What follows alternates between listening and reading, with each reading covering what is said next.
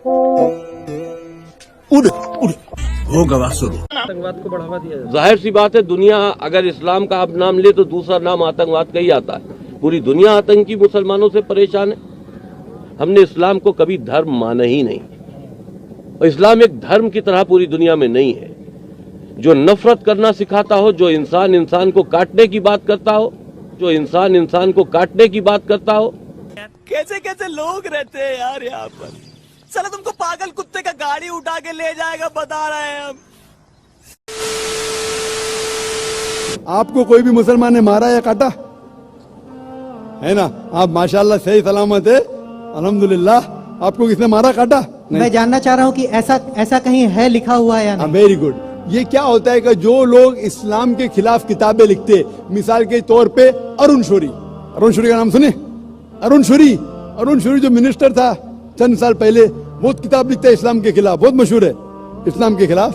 लोग क्या करते, कुरान मजीद की आयत उठाते, आउट ऑफ कॉन्टेक्स्ट पस मंजर के खिलाफ लिखते, और एक आयत जो बहुत इस्लाम की क्रिटिक उछालते, वो इस सूरह तौबा की आयत, सूरा नंबर 9 आयत नंबर 5, और लिखते हैं कि कुरान में लिखा है जहां भी आप काफिर को पाएंगे, इनटू ब्रैकेट्स हिंदू, आप उनका कत्ल करो। आप अगर कुरान मजीद खोलेंगे, तर्जुमा पढ़ेंगे, तो उसमें लिखा है जहां भी आप काफिर को पाएंगे कत्ल करो, लिखा है। लेकिन ये आउट ऑफ कॉन्टेक्स्ट है, पस मंजर के खिलाफ है। पस मंजर जानने के लिए आपको आयत नंबर पहले से पढ़ना पड़ेगा। सूरह तौबा सूरा नंबर 9 आयत नंबर 1 से पढ़ेंगे। वहां लिखा हुआ है कि मुस्लिम और मुशरिक मक्का के, उनके बीच में एक पीस ट्रीटी थी, एक सुलह थी। ये पीस ट्रीटी, ये सुलह एक तरफा मुशरिकों ने तोड़ दिया मक्का के। जब अल्लाह ताला आयत नंबर 5 पे आते तो कहते हैं कि हम तुम्हें 4 महीने का वक्त देते हैं, 4 महीने की मोहलत, आप सुधर जाओ वरना ऐलान जंग। आपने सुलह की थी, आपने सुलह को तोड़ी, 4 महीने का वक्फा, सुधर जाओ वरना ऐलान जंग।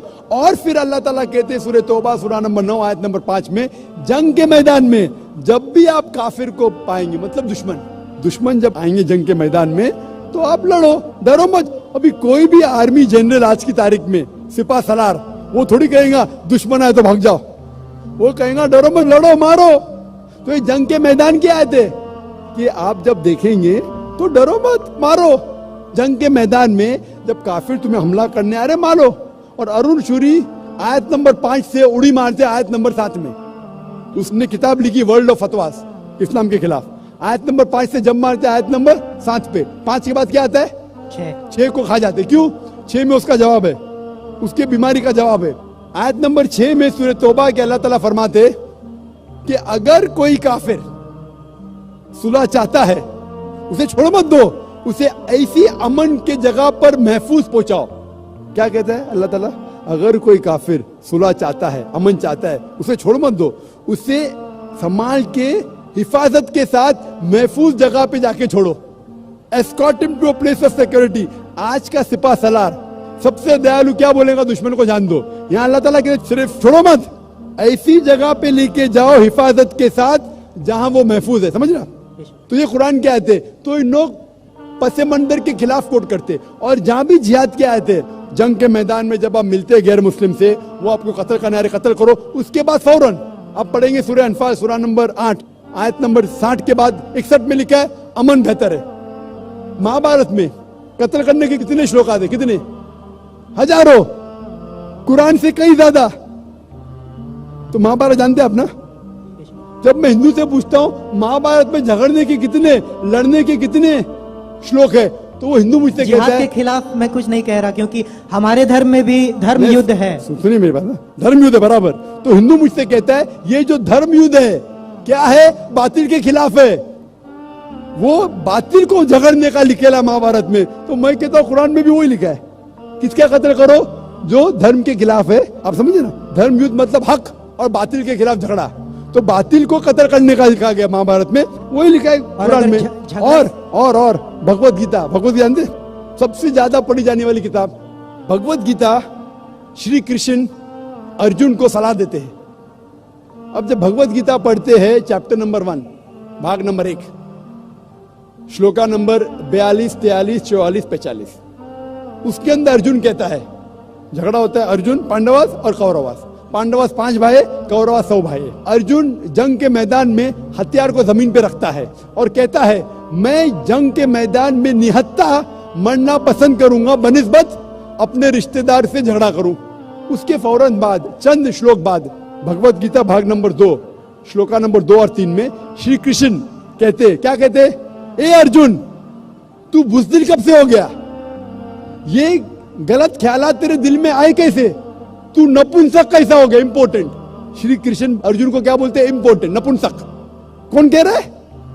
श्री कृष्ण अर्जुन से। बुज़दिल कब से हो गए? क्षत्रिय का धर्म है लड़ना।